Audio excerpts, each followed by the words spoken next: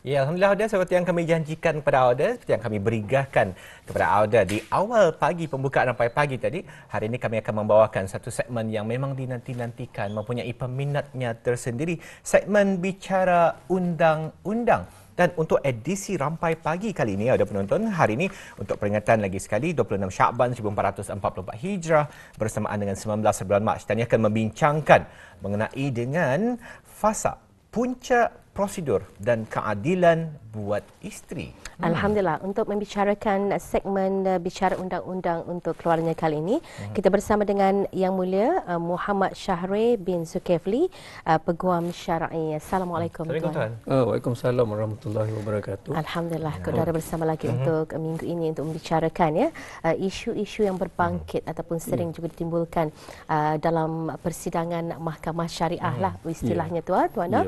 Kita akan terus kepada soalan kita pada pagi ini. Apa sebenarnya yang dimasukkan dengan fasakh? Sebelum kita ni lebih panjang lebar berbicara mengenai dengan topik ini. Fasakh didefinisikan di bawah bab 2 Akta Undang-Undang Keluarga Islam, Akta Penggal 217, iaitu sebagai pembubaran perkahwinan disebabkan sesuatu keadaan yang dibenarkan oleh hukum syarak. Jadi di bawah bab 46, bab 46/1 ni, alasan-alasan yang membolehkan fasakh ni ada 11 alasan. Jadi kalau hendak membubarkan perkahwinan secara fasakh memang kena ikut 11 sebab itulah. Dan daripada segi prosedur memang ada borang dia yang perlu diisi. Jadi dia pembubaran perkahwinan ni berbeza dengan cerai secara lafaz talak. Pembubaran perkahwinan ini adalah dengan melalui perbicaraan dengan keputusan mahkamah.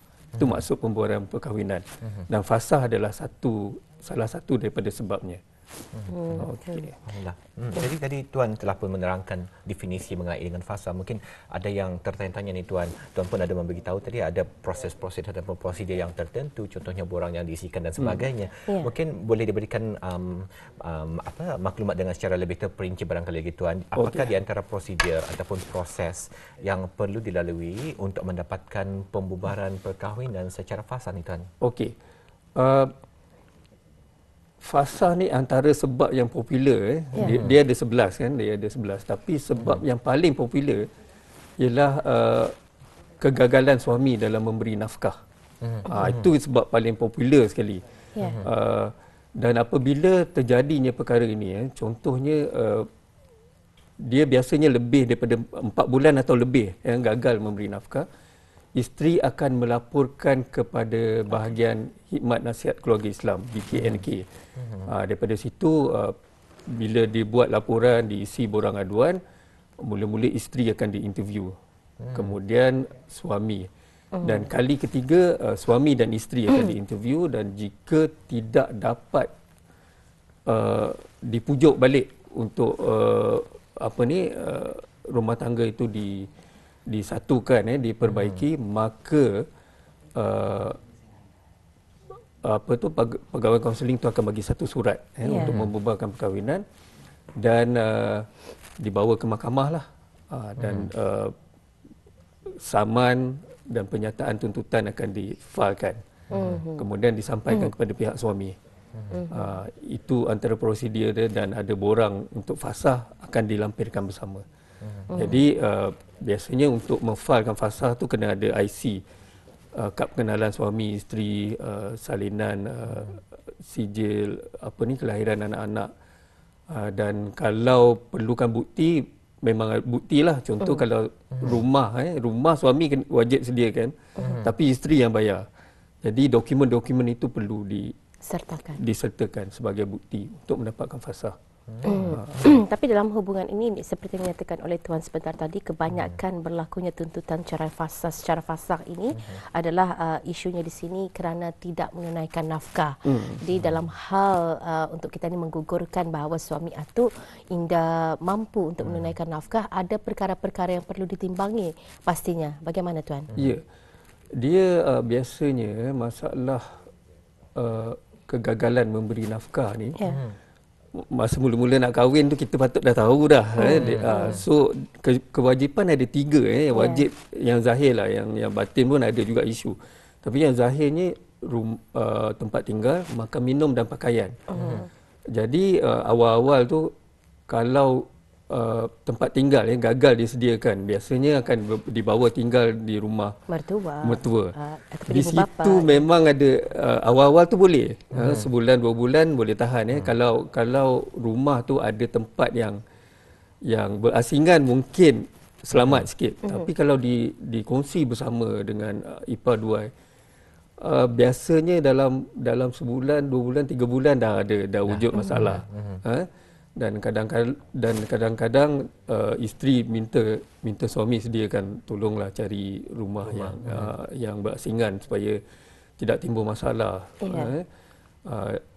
Di situlah punca kebanyakannya.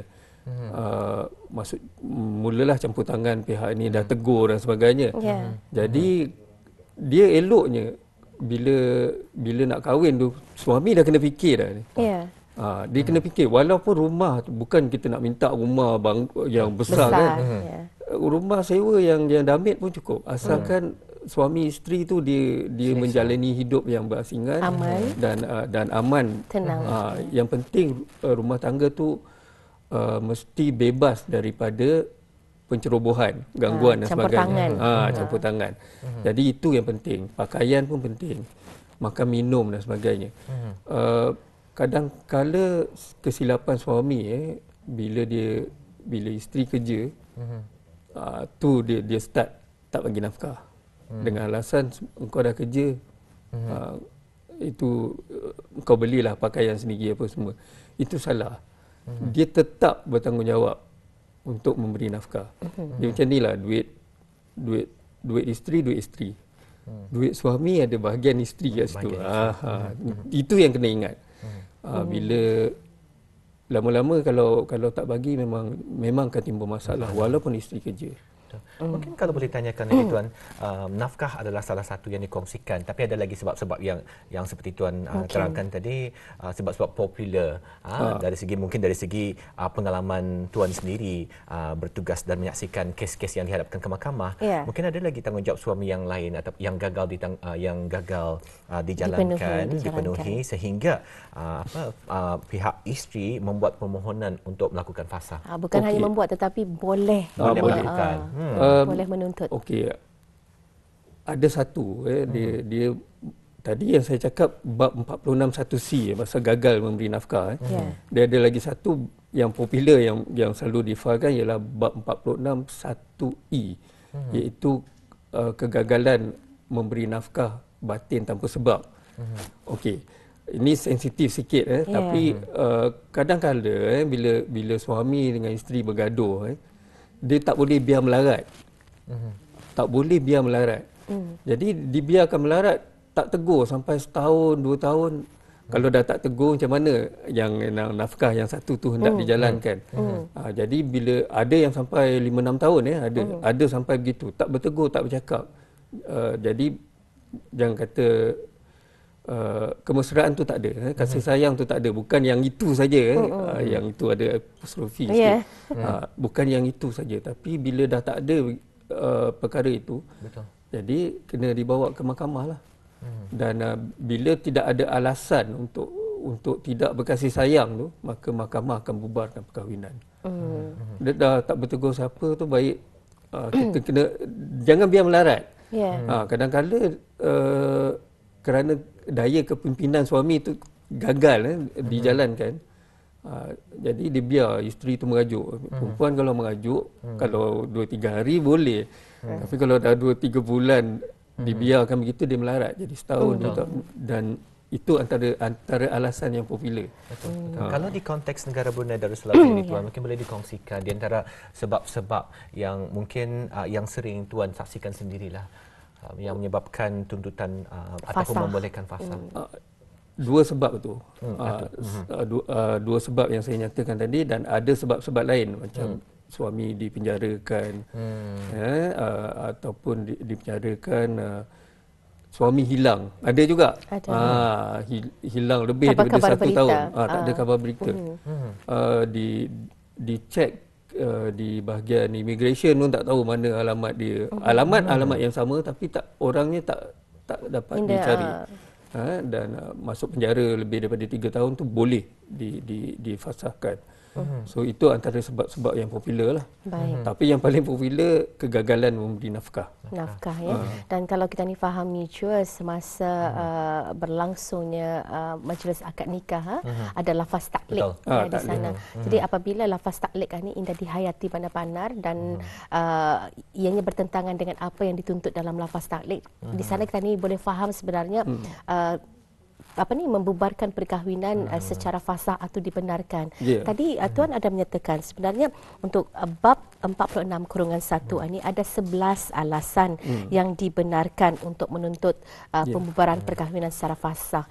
Kalau antaranya mungkin tadi nafkah ya, seterusnya gagal memberikan nafkah batin ataupun antara sebab juga. Apa lagi sebab-sebab lain yang mungkin ada didapati di kalangan komuniti kita ni sehingga menghadapkan pembubaran perkahwinan secara fasah di mahkamah syariah kita ni? Okey. Satu macam saya kata tadi, suami hilang. Tak tahu kat mana dia. Dan suami dalam tahanan. Lebih daripada 1 tahun. Cuai dalam memberi nafkah. Lepas tu dipenjarakan 3 tahun lagi. Suami mengidap penyakit. HIV, AIDS, penyakit berjangkit yang memang membahayakan. And then gila. And then dia ada kadang suami itu diperintahkan untuk berbaik dengan isteri, melakukan hubungan dengan isteri, tapi tak buat. Ingkar. Jadi dia boleh difasahkan dan yang akhirnya apa-apa alasan yang dibenarkan oleh hukum syarak. So yang itu bit technical lah. Sebabnya dia ada lagi satu bab yang dipanggil darah syar'i. Darah syar'i iaitu bab 44. Tu kalau suami memukul, tak adil dalam poligami, itu bab 44. Tapi kalau kita fal fasah tapi sebab itu ada. Jadi kita tak boleh fal 2 bab kan. Jadi kita masukkan K tu sekali. Dia yang last sekali bab 46 1K. Iaitu alasan-alasan yang dibenarkan oleh hukum syarak. Baik, dalam hal ini mudah-mudahan kita ni akan ada ruang masa lagi nanti di lain kesempatan untuk membicarakan berkenaan dengan fasah ini antara punca ataupun prosedur keadilan buat isteri dan ataupun dalam institusi keluarga Islam itu sendiri. Terima kasih kami ucapkan kepada Yang Mulia Tuan Muhammad Syahrir bin Zulkifli bercambah minda dan seterusnya mengongsikan ilmu pengetahuan berkenaan dengan topik yang kita dibawakan hari ini. Terima kasih. Assalamualaikum.